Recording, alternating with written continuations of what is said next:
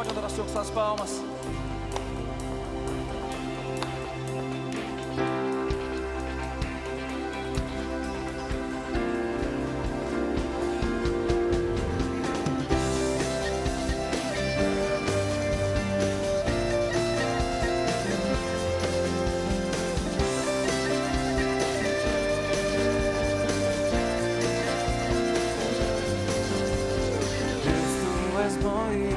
Misericórdia eterna. Deus, tu és bom e tua misericórdia eterna. Povos e tribos de todas as nações, de geração a geração te adorarão. Aleluia, aleluia, te adorarão. Por quem tu és bom.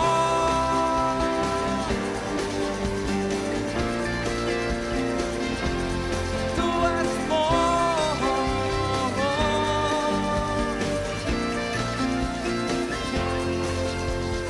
Lord, you are good and your mercy endures forever.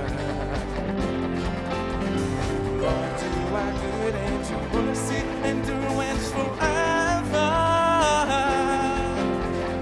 People from every nation to tongue, from generation to generation, we worship you.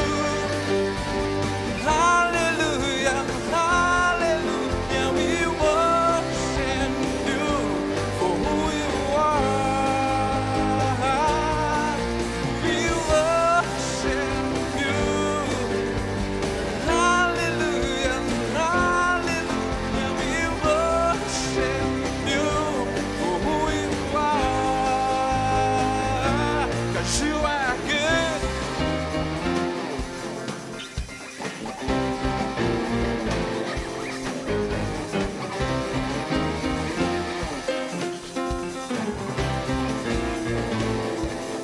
You are good all the time, all the time. You are good, you are good all the time, all the time. You are good, you are good all the time, all the time. You are good, you are good all the time, all the time. You are good. Lord, you are good and your mercy endures forever. Lord, you are good and your mercy endures forever. People from every nation to tongue, from generation to generation, we worship you. Hallelujah, hallelujah, we worship you for who you are. We worship you. Hallelujah, hallelujah, we worship you for who you are. For who you are. For who you are. You are good. Aleluia. Tu és bom, meu Deus, em todo o tempo. Ele é bom.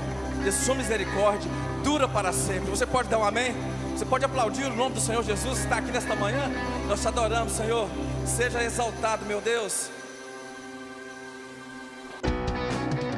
Vamos continuar adorando o Senhor com as palmas?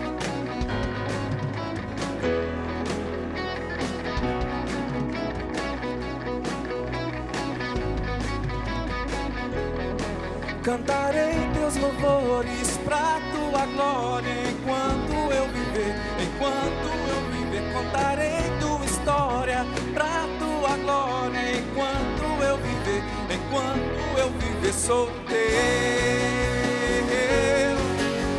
Oh, oh, oh, sou teu. Oh, oh, oh. Cada pra tua glória, todo tempo louvarei, pela tua graça eu viverei. As batidas do meu peito querem conhecer-te mais. Meu Salvador, eu vou mostrar que és o Deus que satisfaz. Cantarei teus louvores pra tua glória, enquanto eu viver, enquanto eu viver. Contarei tua história pra tua glória, enquanto eu viver, enquanto eu viver. Sou teu.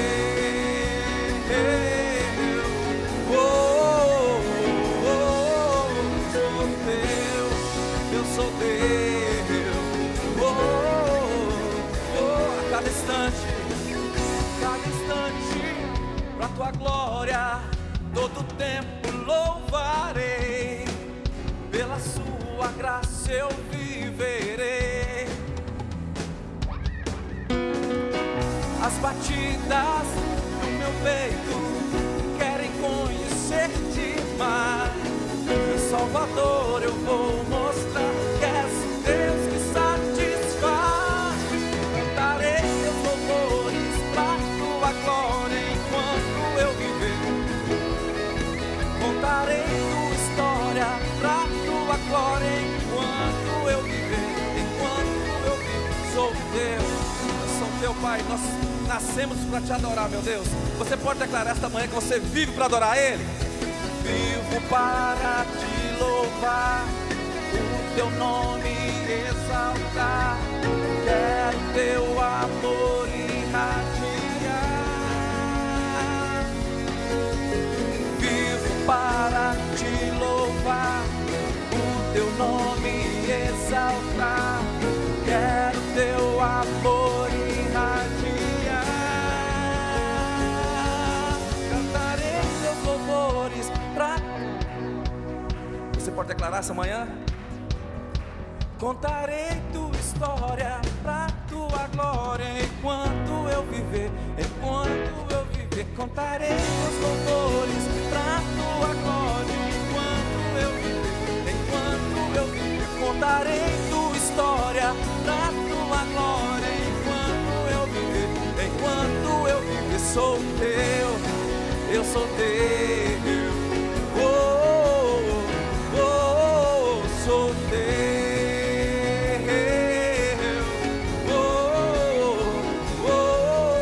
sou teu.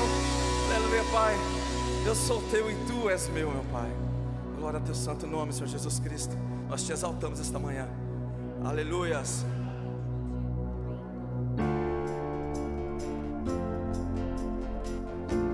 Vamos continuar adorando? Nas palmas.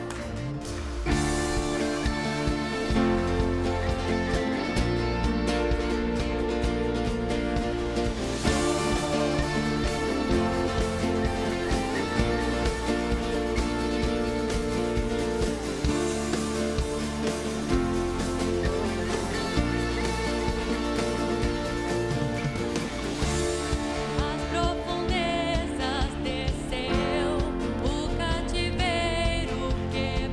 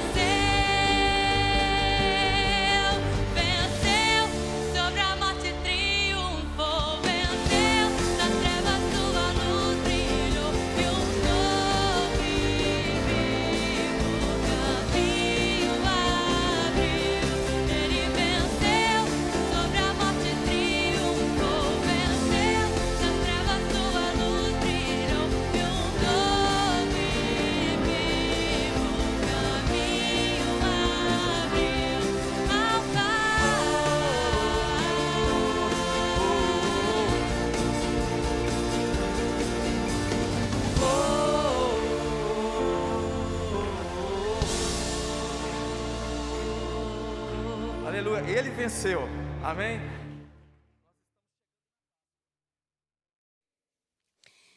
Neste momento, é um momento que nós vamos louvar a Deus mais uma vez com nossos dízimos e com nossas ofertas.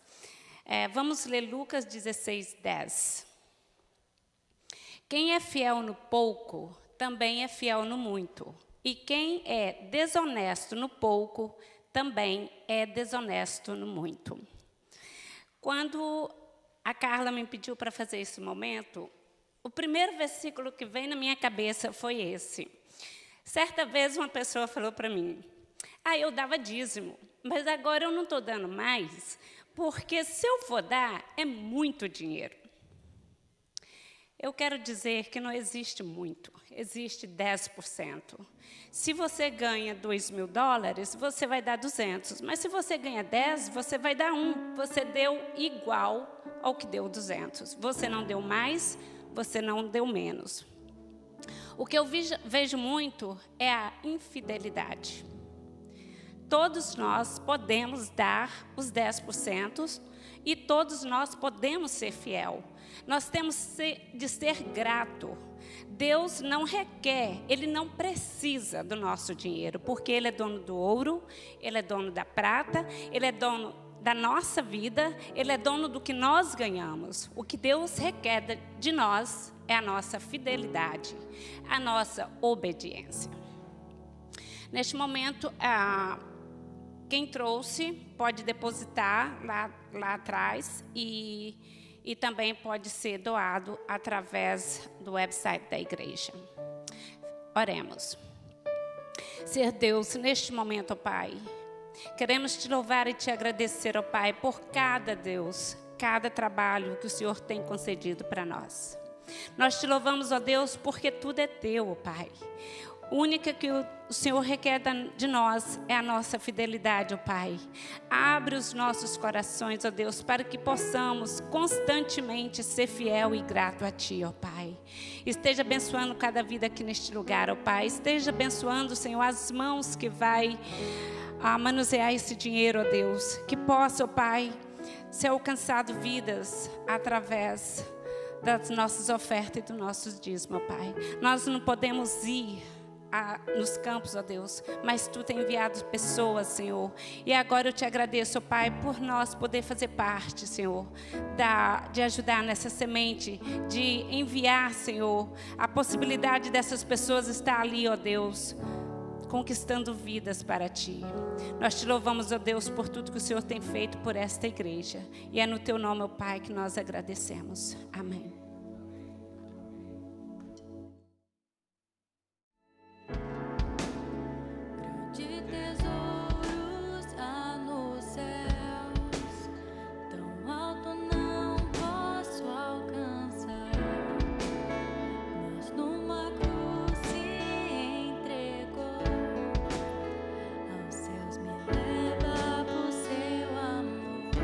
Meu coração suspira.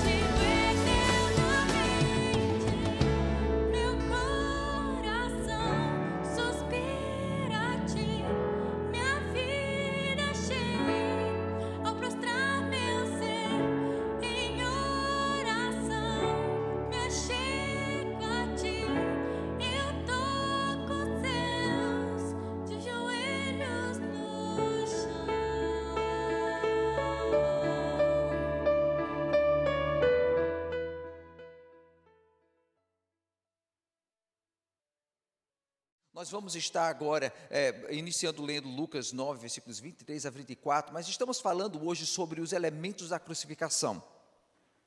Como os irmãos sabem, nós estamos caminhando para a Páscoa, não é?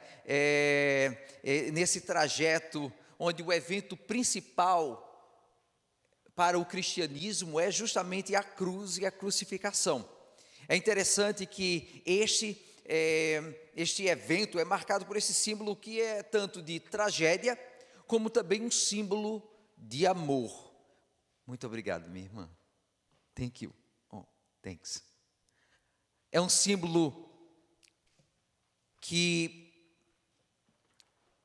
faz entendermos o que realmente o cristianismo representa. É o amor de Jesus que se estende até esse momento da morte, da entrega da sua vida. É o seu amor demonstrado não só em palavras, como é muito fácil fazer, mas é demonstrado em ação, e na ação mais bela que há, dando a sua vida em favor de muitos. Meus irmãos, a cruz é um dos elementos mais importantes para o cristianismo, e na crucificação existem esses elementos que nos ensinam o que o cristianismo é, o nosso relacionamento com o Senhor é, e como deve ser a nossa visão de vida com Jesus Cristo. É assim que vamos estar lendo Lucas 9, versículos 23 a 24, e veja, antes mesmo da crucificação, logo no ministrar aos seus discípulos, o Senhor está falando assim para os seus. Jesus dizia a todos: se alguém quiser acompanhar-me, negue-se a si mesmo, tome diariamente a sua cruz e siga-me. Pois quem quiser salvar a sua vida, a perderá, mas quem a perder por minha causa, este a salvará. Jesus, ele está aqui falando com os seus discípulos, trabalhando com eles, é lógico, um tempo de discipulado, de ensinamento, capacitação, trabalhando com aqueles que nem sequer ainda sabiam, mas seriam o início da igreja primitiva, o início da sua igreja que se estende até hoje. Jesus então pergunta para eles se eles sabem, o que é que eles acham que Jesus, o seu mestre, esse que eles têm seguido, o que é que eles acham que ele é? Pedro corre e responde: tu és o Cristo de Deus. Ele não entendia plenamente o que essas palavras representavam. Tu és o Cristo de Deus. Ele não entendia que ia levar até o momento da morte. Ele não entendia que Jesus seria abandonado por tantos. Ele não entendia que ele seria abandonado, inclusive, por aqueles mais próximos dos seus discípulos. Ele não entendia que ele perderia a sua vida. Ele seria humilhado, tratado como um criminoso. Ele não entendia que o Império Romano, que os líderes de Israel, que o povo de Israel se voltaria contra ele. Mas ele diz: tu és o Cristo de Deus. Então, se Jesus é o Cristo, Jesus continua falando que os seus discípulos, inclusive Pedro, têm que tomar a sua cruz para segui-lo. Jesus já está falando, antes mesmo da crucificação, antes mesmo que os discípulos tenham uma ideia desse momento trágico para a história pessoal deles, a história como discípulos, eles já escutam Jesus falando: vocês devem tomar a sua cruz e seguir-me. Então, quais são os elementos da crucificação? E o que é que esses elementos nos ensinam? Em primeiro lugar, nós vemos esse elemento que está tão presente na imagem do cristianismo, naquelas figuras da Páscoa, da crucificação, e são justamente os pregos. É aquele momento mais marcante da dor que nós vemos nos filmes, não é? É lógico que existe a coroa de espinhos que é colocada sobre ele, mas aquele momento, quando ele dá os seus gritos por ser transpassado por aqueles pregos que o penduram no madeiro, esse sim é um dos momentos mais marcantes. Para você que já viu um dos filmes sobre a crucificação de Cristo, ou já lê a história da crucificação, você imagina este momento quando ele é pregado contra o madeiro. Isaías 53, versículo 5 nos diz: mas ele foi transpassado por causa das nossas transgressões, foi esmagado por causa de nossas iniquidades. O castigo que nos trouxe a paz estava sobre ele, e pelas suas feridas nós fomos curados. Essas feridas foram os que nos trouxeram cura. Sendo transpassado pelo nosso pecado, a nossa transgressão, o nosso erro, a nossa culpa, a nossa falta, foi isso que nos trouxe paz. Os pregos são importantíssimos, são essenciais para a visão cristã, tanto da missão de Cristo, da sua vida, do seu ministério, do propósito da sua vinda para estar conosco aqui. No ritual, no dia da expiação, o sumo sacerdote ele tinha que agir para como os irmãos sabem, temos falado sobre esse tempo que nos leva à Páscoa. Os irmãos sabem do cordeiro que era sacrificado, e Jesus Cristo, como falamos a semana passada, ele é o cordeiro de Deus que tira o pecado do mundo. Então estava ali, desde que o Senhor instituiu a celebração, a Páscoa, o ministério dos sacerdotes, ali estava o sumo sacerdote, semelhantemente transferindo o pecado do povo, simbolicamente derramando sobre o bode expiatório o pecado da nação, este que levaria com ele o pecado do povo, pelo menos por aquele tempo, até que voltasse a fazê-lo novamente em mais um ritual. Com aqueles pregos, a transferência do pecado de Israel, da humanidade, o meu pecado, o seu pecado, a nossa culpa, a nossa falta, foi definitivo. Geralmente você coloca um durex, né, ou coloca um pouquinho de cola no lugar que você está pensando, depois eu vou tirar, eu não quero que fique a marca, eu não quero que fique ali ferida a parede, eu vou colocar algo que depois seja removido e ninguém vai perceber que algo estava pendurado ali. Mas quando você prega, você coloca um martelo, um prego, você está fazendo algo bem definitivo. É algo que você quer que dure, que permaneça, que fique por muito tempo. E ali estava Jesus sendo pregado a nossa maldição.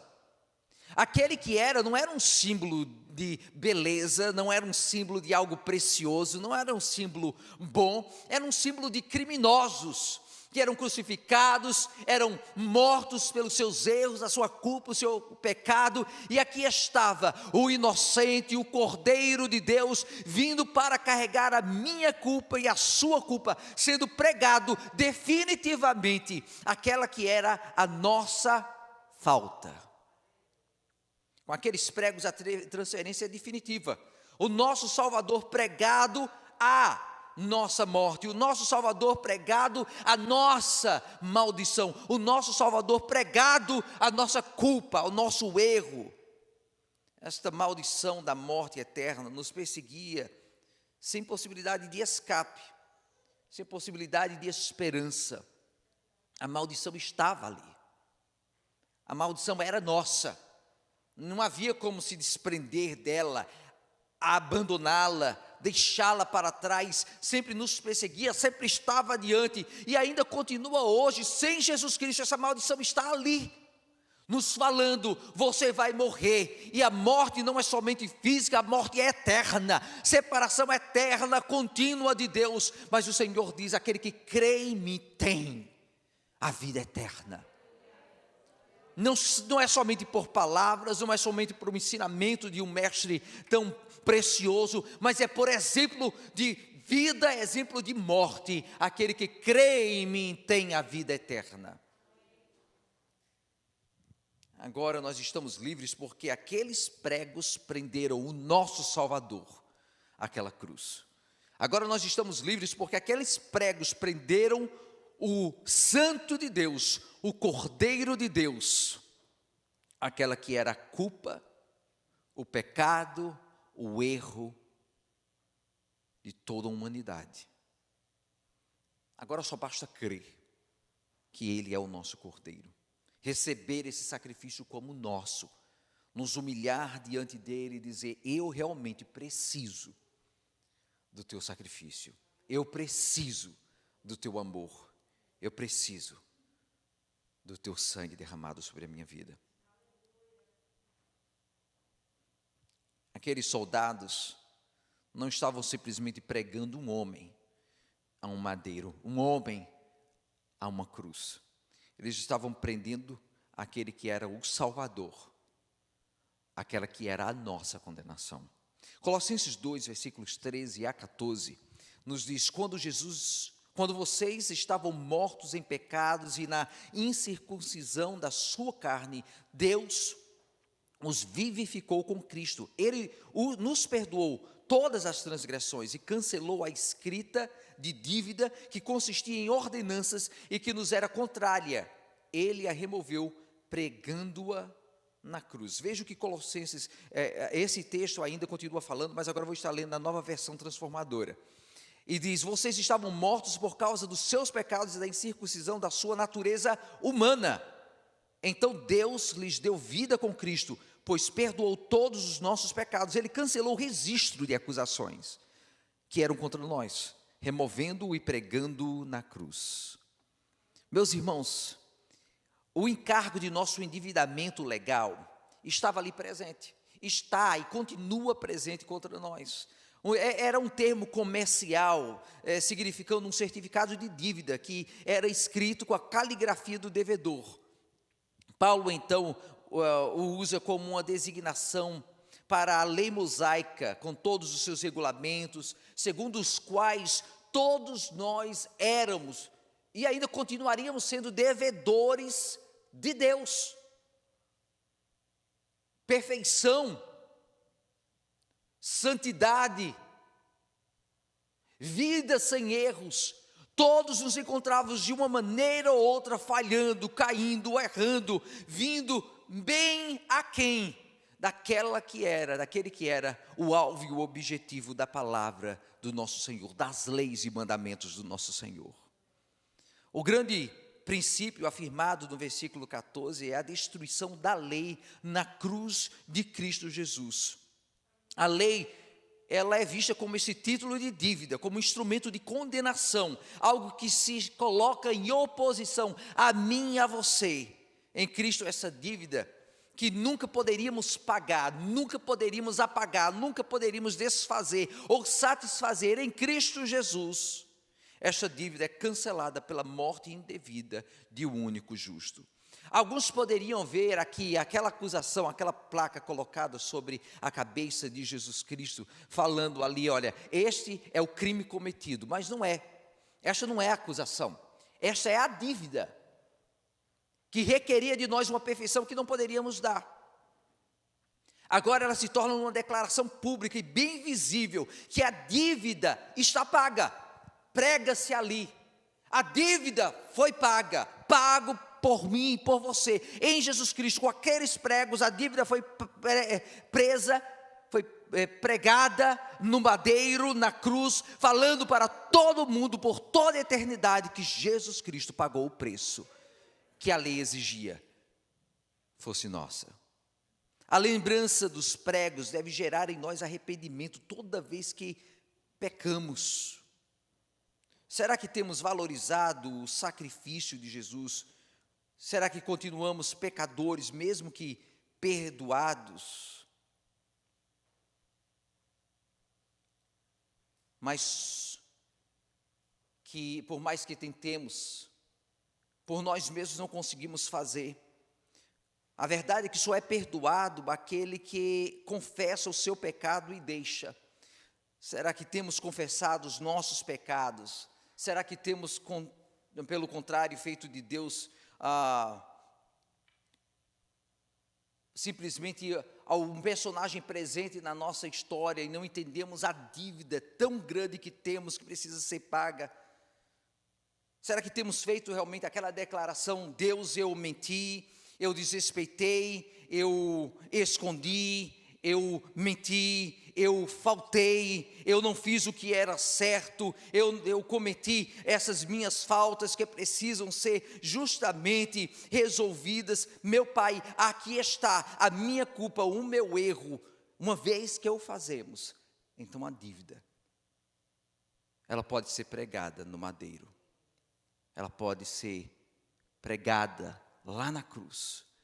Inclusive, eu gostaria que você visualizasse o seu pedido de arrependimento, as suas orações, quando você faz, você chega no final do dia, e você se volta para Jesus e diz: Senhor, me perdoa os meus muitos pecados. Não fale nem sequer assim: Senhor, me perdoa a minha mentira, me perdoa a maneira que tratei o meu irmão, me perdoa, Senhor Jesus, porque não conti os meus olhos, não segurei o meu olhar, me perdoa pelas palavras que saíram da minha boca, me perdoa, Senhor, pelos sentimentos que surgiram em meu coração. Senhor, me perdoa porque hoje eu fiz isto e aquilo outro. E agora, Senhor, eu prego na cruz do Calvário, porque ali a dívida foi paga, e ali eu deposito a minha culpa, porque Jesus Cristo já a pagou para mim, e ali que será apagada a minha falta, o meu erro e a minha dívida. Nós vemos também, meus irmãos, a placa que foi pendurada acima da cabeça de Jesus. João 19, versículos 19 a 20, nos diz que Pilatos mandou preparar uma placa e pregá-la na cruz com a seguinte inscrição: Jesus Nazareno, o Rei dos Judeus. Muitos dos judeus leram a placa, pois o lugar em que Jesus foi crucificado ficava próximo da cidade, e a placa estava escrita em aramaico, latim e grego. Geralmente nas figuras que nós vemos, você pode ver as iniciais do latim, ou INRI, que falavam justamente Jesus Nazareno, o Rei dos Judeus. Essas palavras foram escritas em uma placa que foi colocada na cruz de Cristo, acima dele. Quando uma pessoa era crucificada, era normal escrever o motivo da sua execução em uma placa, para que todos soubessem o que estava acontecendo, qual teria sido o crime e o castigo sério que eles sofriam, porque eles haviam pecado, errado, cometido aquele crime.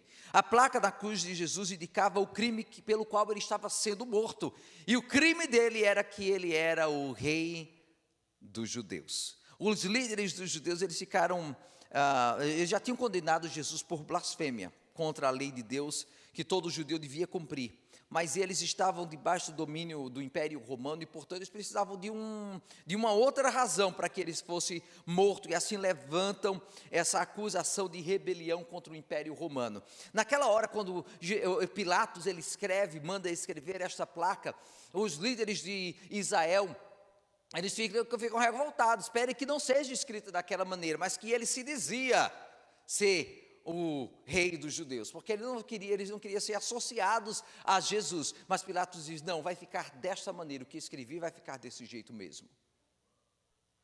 É interessante que, sem saber, Pilatos estava fazendo uma declaração da missão de Jesus, de quem Jesus Cristo era, e sem saber, os judeus mesmos ajudaram o Império Romano a fazer essa declaração sobre quem Jesus era. Aquilo que era para ser uma acusação foi uma declaração evangelística.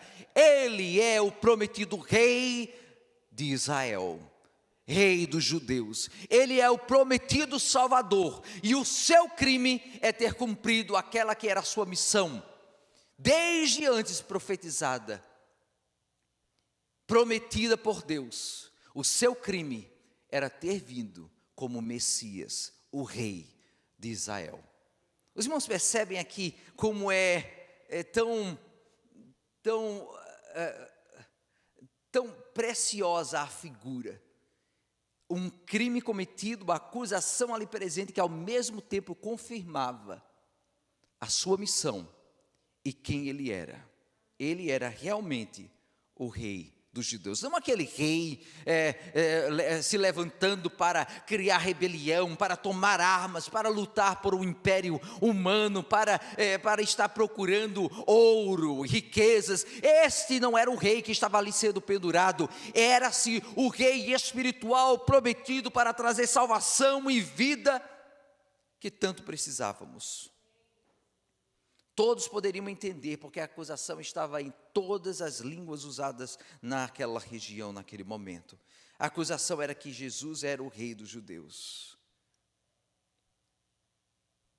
Essas palavras foram escritas, e na verdade elas proclamavam a identidade de Jesus, o rei dos judeus. Era como se Pilatos estivesse, como os judeus tivessem que aceitar a declaração do Evangelho: aqui está o seu rei, aqui está o Messias prometido por Deus. Mesmo tendo escrito para fazer aquela placa, para desqualificar a Jesus, na verdade eles estavam falando quem Jesus era, qual era a sua missão. Eles estavam falando que ele era não somente o rei dos judeus, mas de todo o novo Israel de Deus, inclusive eu e você, o Israel espiritual. Todos nós temos semelhantemente uma placa escrita que carregamos sobre a nossa cabeça a nossa história, os nossos erros, as nossas faltas, as nossas falhas, os nossos pecados estão escritos ali. Continuamente, na verdade, o crime cometido é o que pesa na hora do aperto. A placa revela a acusação que continua presente contra nós. Como Jesus tinha aquela placa que dizia: ele é culpado de ser o prometido de Deus, e agora vai morrer por ser o Filho de Deus, o Cordeiro de Deus, ser o Rei do Israel espiritual.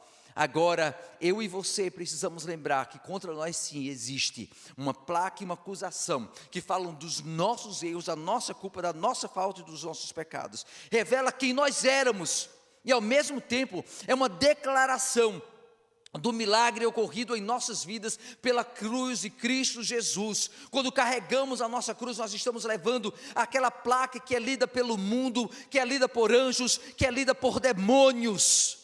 Aquela placa que fala: eu era esta pessoa. Espero que também faça uma nova declaração de quem nós somos.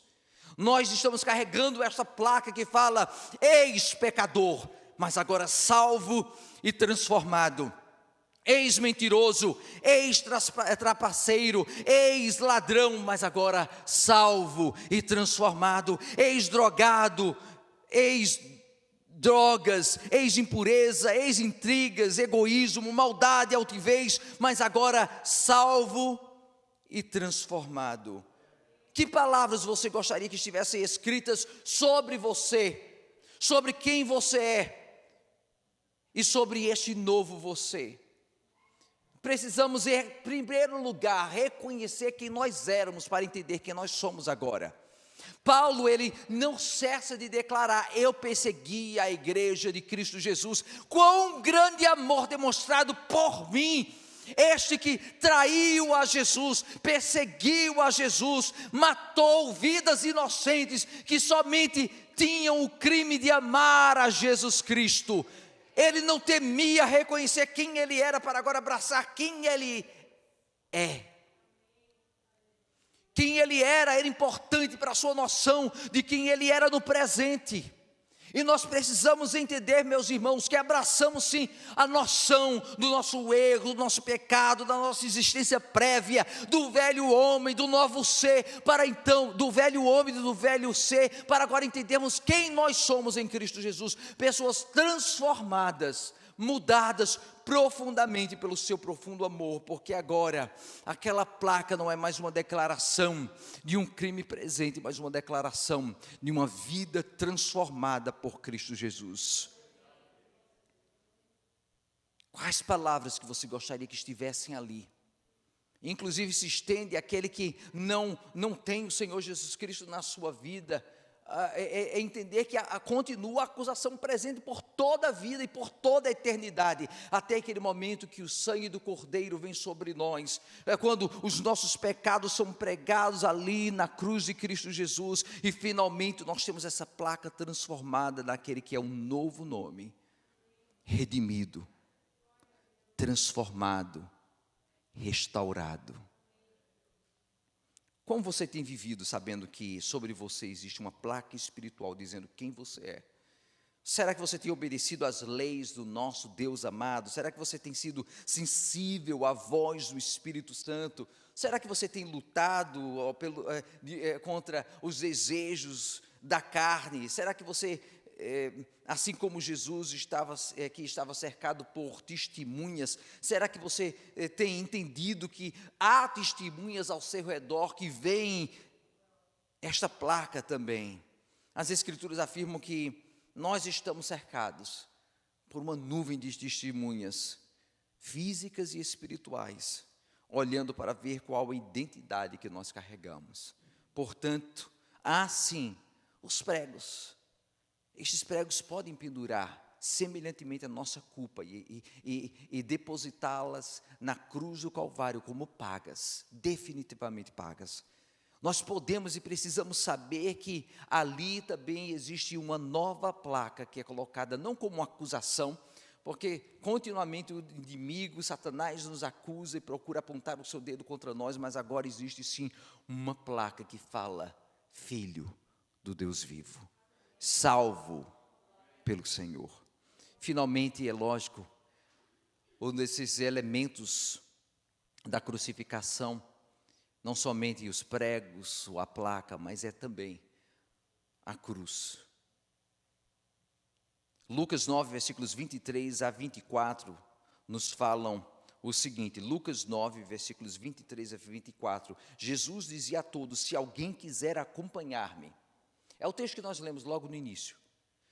Se alguém quiser acompanhar-me, negue-se a si mesmo, tome diariamente a sua cruz e siga-me.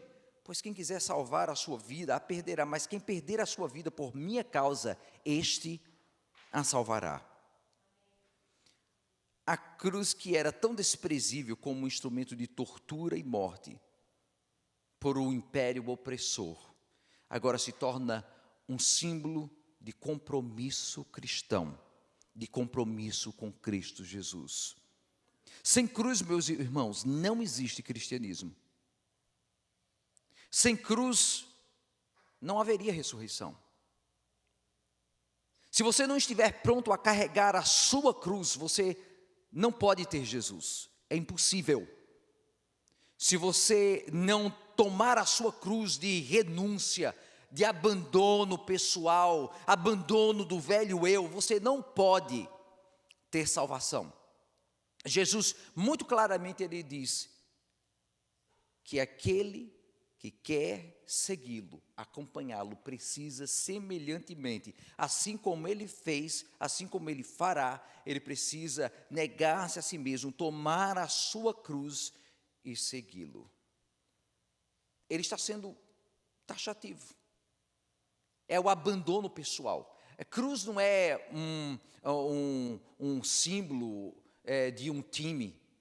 Cruz não é ali um mascote. Cruz não é uma logomarca.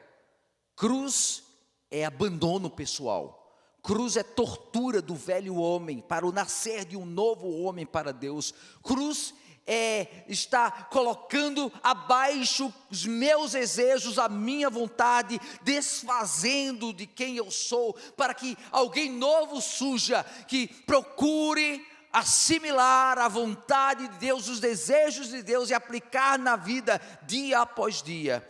Lucas 22, versículo 42 nos diz: Pai, é Jesus orando, Pai, se queres, afasta de mim este cálice, contudo não seja feita a minha vontade, mas a tua. Veja, este é o exemplo de abandono pessoal, de renúncia. Jesus, ele sabe qual é a sua missão, e aqui ele está orando antes desses momentos da sua paixão. Ele está orando, falando com o Senhor, ele está dizendo: eu não gostaria de passar por isso, eu temo que vai chegar, eu estou sofrendo pelo que está por acontecer, mas que não seja feita a minha vontade, mas sim a tua vontade. Se é a cruz que é preciso carregar, a carregarei. Ele sabia qual era a sua missão. Não poderíamos ter a nossa salvação hoje se não fosse por aquela renúncia do nosso Senhor amado. E agora, meus irmãos, por amor de Deus, porque não temos a coragem, a dedicação, O amor de dizer, o velho homem o abandonarei por amor a Cristo Jesus. Aquele que não toma a sua cruz, aquele que não faz a renúncia, aquele que não abandona a si mesmo, aquele que não deixa de amar a sua carne para amar a Cristo Jesus, não pode seguir a Jesus, não é filho de Deus. Renúncia era para Jesus a vontade de Deus em sua vida. É a vontade de Deus para nós, semelhantemente. Não há renúncia se não colocamos a vontade de Deus em primeiro lugar. E olha, muitos cristãos vivem pensando que renúncia é simplesmente abandonar algumas horas da semana para estar na igreja. Não, não é isso. Renúncia é você levantar de manhã e dizer, eu gostaria de fazer isto, mas não vou fazer porque eu quero agradar a Deus. Renúncia é você chegar e deixar de ganhar um dinheirinho a mais porque você quer que Cristo seja honrado, então você vai ser honesto. Renúncia é você controlar as suas palavras para que Jesus Cristo seja visto no seu linguajar, na sua maneira de ser, na sua maneira de agir, na sua maneira de tratar a outros, na sua maneira de se comportar. Renúncia é você desfazer-se da sua carne, dos seus desejos pessoais, dos seus desejos carnais, para que continuamente Cristo brilhe em sua vida. Isto é cristianismo. Aquele cristianismo que vem uma vez por ano e marca a testa para, assim, de alguma maneira tentar agradar a Deus, isso não é renúncia. Cristianismo não é simplesmente chegar de vez em quando e pedir a oração de algum oficial da igreja, porque você cometeu pecados e gostaria de ser apagado. Não, renúncia é você viver dia após dia, hora após hora, minuto após minuto, segundo após segundo, dizendo, eu pequei, eu conserto e vou viver melhor para Deus. Era a missão que Deus havia determinado para o nosso Salvador, aquela de pegar a sua cruz e ir até a morte. Mas essa também é a regra para a nossa vida, para a nossa existência. Veja, Mateus 6, versículo 10 diz, e para você ver que não se aplica simplesmente à crucificação, à sua morte lá no Calvário. Jesus, no Pai Nosso, ele diz, venha o teu reino, seja feita a tua vontade, assim na terra como no céu. Não existe espaço aqui para seja feita a minha vontade acima da vontade de Deus. Não existe espaço aqui para seja feita os meus desejos acima do que Deus quer para a minha vida. Venha o teu reino, seja feita a tua vontade, tanto nos céus como na terra. Falamos de boca para fora, ou será que vivemos o seja feita a tua vontade, Senhor, na minha vida, na minha família, no meu ministério, nos meus talentos, no que tenho, no que sou, seja feita a tua vontade. Renúncia é saber que a vontade que realmente importa é a do Senhor, meus irmãos. Quando entendemos isto, nós iniciamos o processo tão importante de tomar diariamente a cruz e seguir a Jesus. Em vez de temer a morte e as suas trevas, Jesus entregou seu Espírito à proteção do Pai Celestial. Lá na cruz, seu Espírito enfrentou coisas terríveis, mas Jesus tinha um segredo, ele não as enfrentou sozinho. Mesmo quando ele se sentia só, ele não estava. Ele entregou seu Espírito ao Pai, naqueles momentos, lá na cruz. Existe um consolo muito grande, meus irmãos, em poder entregar tudo nas mãos do nosso Senhor, entregando ao Senhor aquilo que nós estamos enfrentando no momento. Quando nós nos vemos oprimidos pelas dificuldades, nós podemos dizer ao Pai, mesmo carregando a nossa cruz, mesmo ali com a nossa cruz, nós podemos dizer ao Pai, Pai, em tuas mãos entrego o que eu estou passando.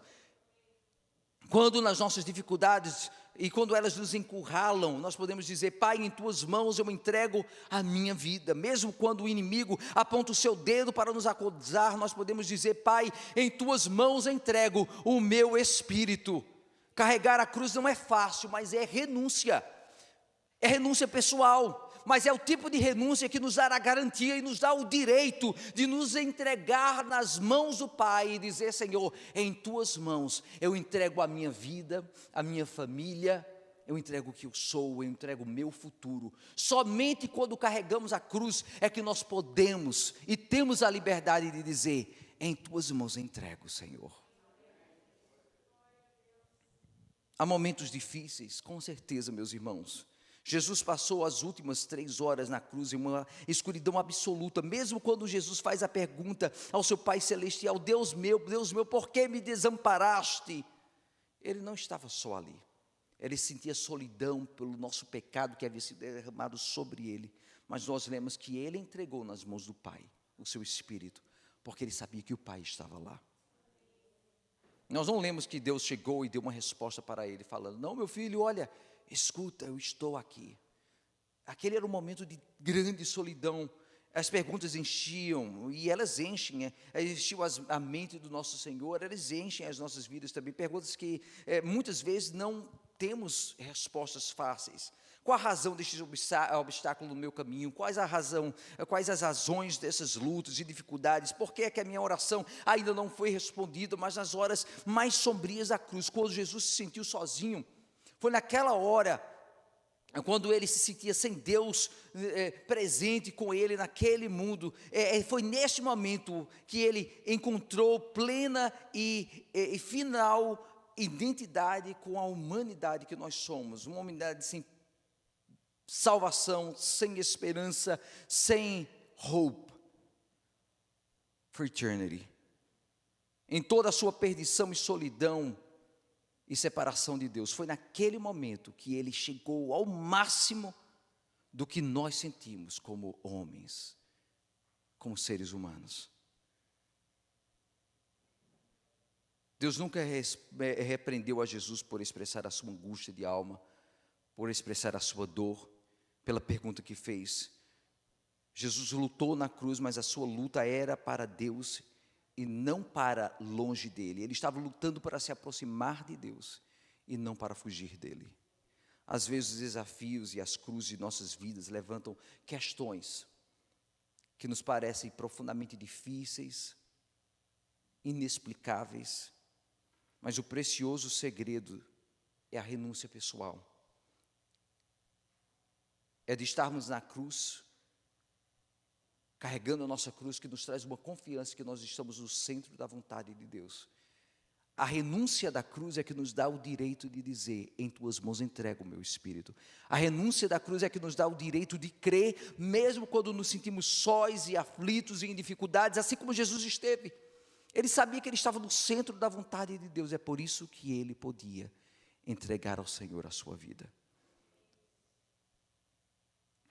O precioso segredo da renúncia pessoal e da cruz está na confiança que é levantada por ela.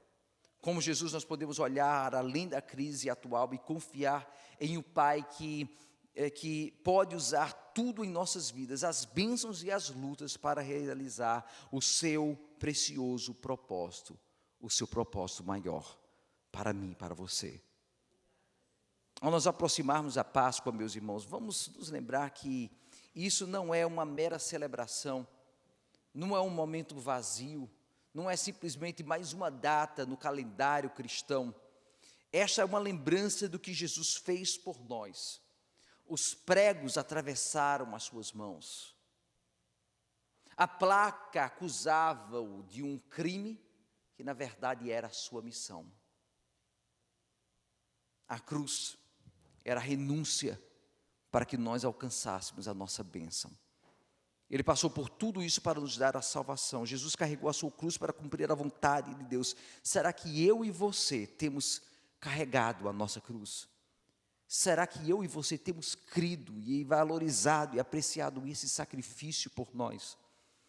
Os pregos, a placa e a cruz são uma mensagem de que nós temos esperança, porque Ele renunciou a si mesmo.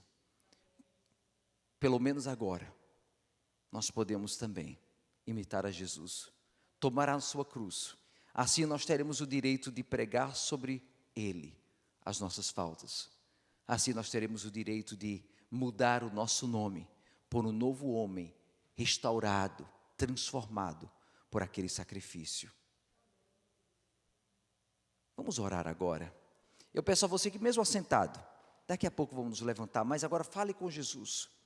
Eu quero que você faça um exame pessoal. Olha, cristianismo superficial não vai ser o suficiente para comparecermos diante de Deus. Cristianismo de palavras não é o suficiente. O cristianismo de vida, de conduta, de ação, de relacionamento com Deus são o que importam. Venha, faça a sua entrega ao Senhor agora. Se você precisa de fazer uma declaração, este é o momento. Não resista à voz do Senhor. O título não é o suficiente. O que é necessário é renúncia. Pai amado, aqui estamos, ó Senhor, tão carentes do Teu sacrifício, da Tua graça, do Teu amor precioso. Nós olhamos para o sacrifício ali feito, sobre esses instrumentos de dor, de vergonha, de sofrimento, aqueles pregos, a placa, a cruz, ó Senhor, aquele povo que se reunia ao redor para zombar, apontar para Ti. Em tudo isso, tudo que estava presente, nós vemos sim o Filho de Deus, o Cordeiro de Deus, que nos amou até o último momento e continua nos amando agora. Queremos valorizar o Teu sacrifício, Senhor. E se há aqui, irmãos, se há, Senhor, cristãos que estão precisando de um toque transformador, de uma mudança de conduta, de ação, vem e faz a Tua obra, Pai amado, agora, Jesus. Não queremos viver de boca para fora, não queremos viver simplesmente para agradar um título, nós queremos viver para renunciar a quem nós éramos e agora abraçar o novo ser que somos em Cristo Jesus. Nós queremos uma vida de entrega, dia após dia, àquele que é o nosso Senhor e Salvador Jesus Cristo. O Rei do Israel santo e espiritual vem e toca sobre as vidas aqui, ó Pai amado.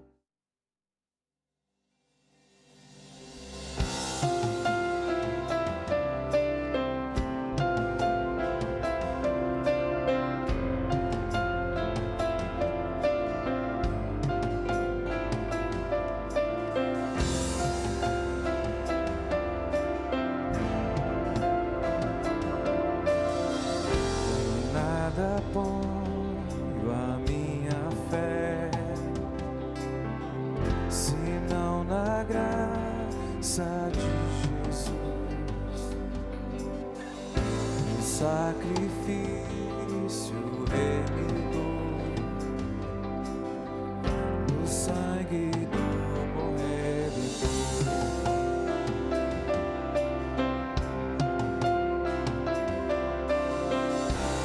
nada ponho a minha fé, senão na graça de Jesus, no sacrifício remidor, no sangue do bom Redentor.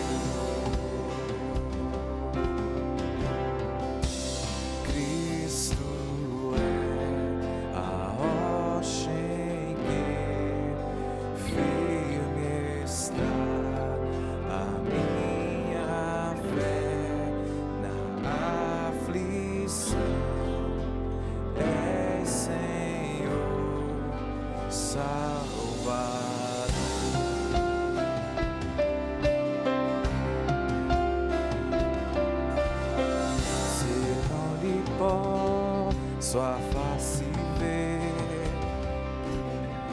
da Sua graça vou viver, em cada crise sem falhar, sempre hei de nele confiar,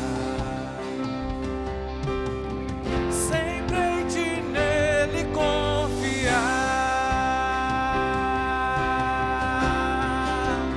Cristo é a rocha em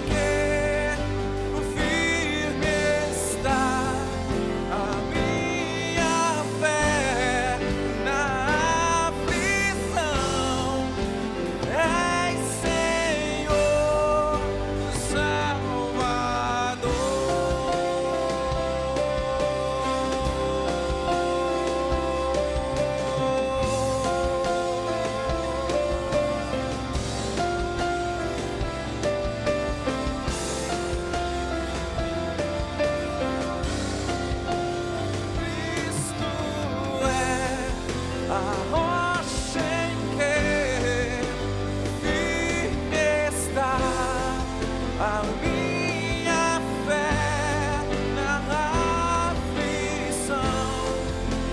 Ei, Senhor, Salvador,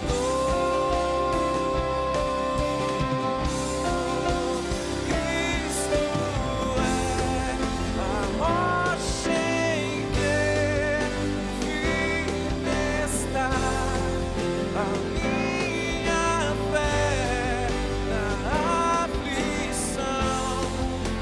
Ei, Senhor, Salvador.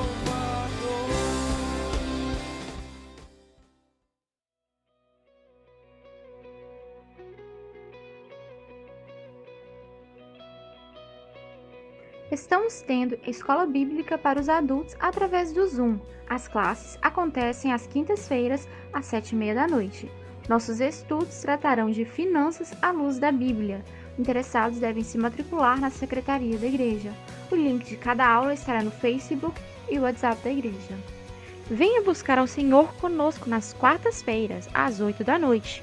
Temos reunião de oração para os adultos e estudo bíblico para os jovens e adolescentes. Não esqueça de se inscrever no website da igreja, ipboston.org. Aos domingos estamos tendo 2 cultos presenciais, às 10 horas da manhã e 6h30 da noite. Também estamos tendo escola bíblica dominical para as crianças durante o culto das 10 da manhã. Como ainda estamos em períodos de restrições, é necessário que todos se registrem no website da igreja, ipboston.org. E seguindo as normas da cidade, temos um número limitado de pessoas para cada culto. Lembrando que é necessário manter distanciamento social e usar máscara a todo tempo dentro do prédio da igreja. Todos os jovens são convidados para participar das reuniões do One Ministry, que acontecem às quartas-feiras, às 8 horas da noite. Lembra-te do teu Criador nos dias da tua mocidade. Os irmãos que desejarem contribuir com seus dízimos e ofertas podem fazê-lo online através do website da igreja ou no link de doação. Basta você digitar ipboston.org/doar e lembre-se, Deus ama quem dá com alegria. Durante o mês de março, os adolescentes estão estudando sobre os últimos dias da vida de Jesus. Nessa quarta, nosso tema será a crucificação de Jesus. Não esqueça de trazer a sua Bíblia. No próximo domingo, dia 4 de abril, teremos o nosso culto de Páscoa, às 10 horas da manhã e 6h30 da noite. Venha celebrar conosco a ressurreição do nosso Senhor. Compartilhe nosso culto online com um amigo e não se esqueça de se inscrever no nosso canal do YouTube, Família IP Boston Unidos no Senhor.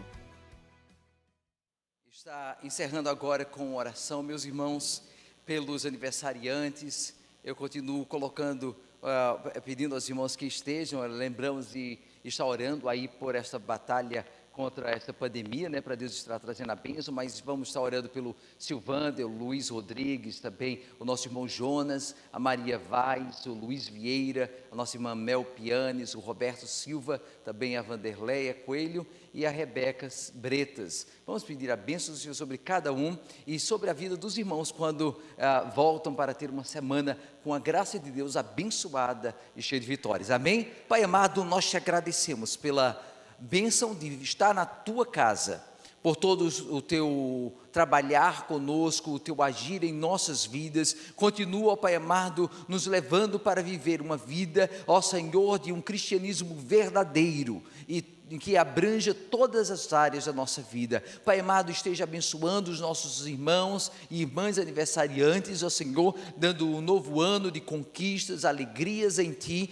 É uma palavra de bênção que, como igreja, declaramos sobre eles, ó Pai amado. E agora, Senhor, guarda-nos do mal, leva-nos em paz, e que a graça do Senhor Jesus, o amor de Deus, o nosso Pai, a comum consolação do Espírito, seja com vocês, amados irmãos, agora e para todos sempre. Amém. Que Deus abençoe cada um dos irmãos.